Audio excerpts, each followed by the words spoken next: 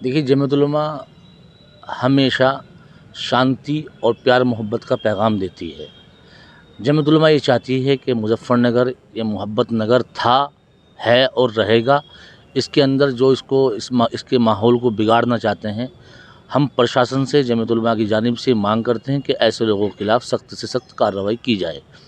मामला 2 घरों का था, शन्नो का और राजीव शर्मा के मकान का। अक्सर उस गली में मुसलमानों के मकान हैं, एक राजीव शर्मा जी का मकान है, वो भी हमारे भाई हैं। गोवर्धन को लेके कोई मसला नहीं है, न किसी ने थूका है। हम दीपावली की और आप जितने भी हमारे जो हिंदू भाई हैं उनके त्योहारों की दिल से उनकी इज्जत करते हैं।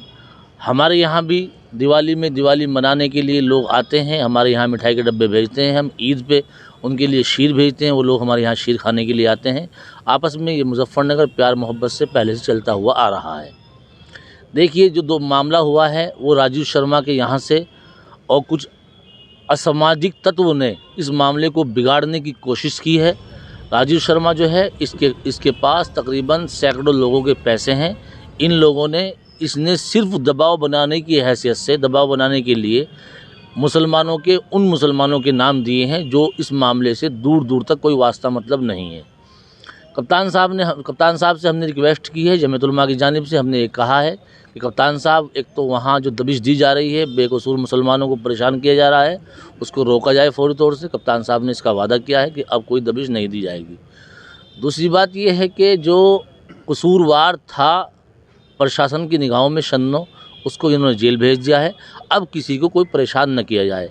हम सबसे ये अपील करना चाहते हैं कि हिंदुस्तान का माहौल एक मोहब्बत और जमीयत उलमा हिंदुस्तान के अंदर मोहब्बत और भाईचारे का पैगाम देती है। मुज़फ़्फ़रनगर के अंदर भी मोहब्बत और प्यार का पैगाम देती है। कोई आदमी अगर इस माहौल को, हिंदुस्तान के माहौल को, मुज़फ़्फ़रनगर के माहौल को ख़राब करने की कोशिश करेगा, उसके खिलाफ़ अभी कानून हिंदुस्तान के अंदर मौजूद है, प्रशासन मुज़फ़्फ़रनगर के अंदर मौजूद है, उसके खिलाफ़ सख्त से सख्त कार्रवाई की जाएगी। उत्तर प्रदेश के राज्य मंत्री भी वहाँ पर पहुँचे थे और सख्त कार्रवाई के लिए प्रशासन पर दबाव बनाया था, उसको आप कैसे देखते हैं? देखिए, मैं राज्य मंत्री वो अकेले किसी एक मज़हब के नहीं हैं, वो सरकार के मंत्री हैं, वो सबके मंत्री हैं। उनको दोनों घरों पर जाना चाहिए था।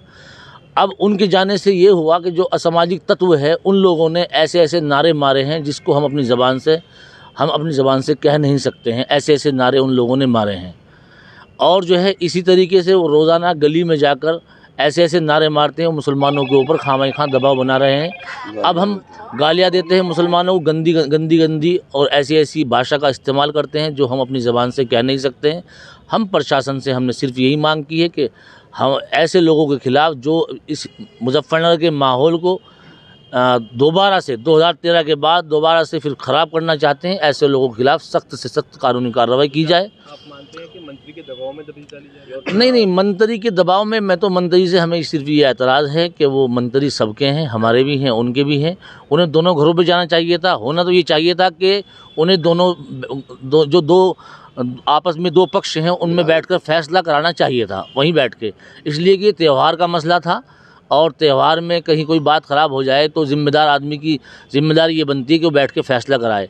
अब ये वहाँ गए हैं और वहाँ जाने से जो असामाजिक तत्व है उनके हौसले बुलंद हुए हैं। उन लोगों ने ऐसे ऐसे नारे मारे हैं। आपके पास वीडियो है, हम वीडियो आपको भेज देंगे। कप्तान साहब को हमने वीडियो दी है कि ऐसे लोगों के खिलाफ़ सख्त से सख्त कानूनी कार्रवाई की जाए। और अगर इसके अंदर प्रशासन ने वादा किया है कि हम इसके ऊपर कार्रवाई करेंगे और सख्त कार्रवाई करेंगे। और जिन लोगों के पैसे हैं, हम उनसे भी अपील करना चाहते हैं कि वो कप्तान साहब जिनके बेकसूर नाम इसमें आ गए हैं, बेकसूर हैं वो लोग, वो आकर अपना एक एप्लीकेशन कप्तान साहब के यहाँ दें।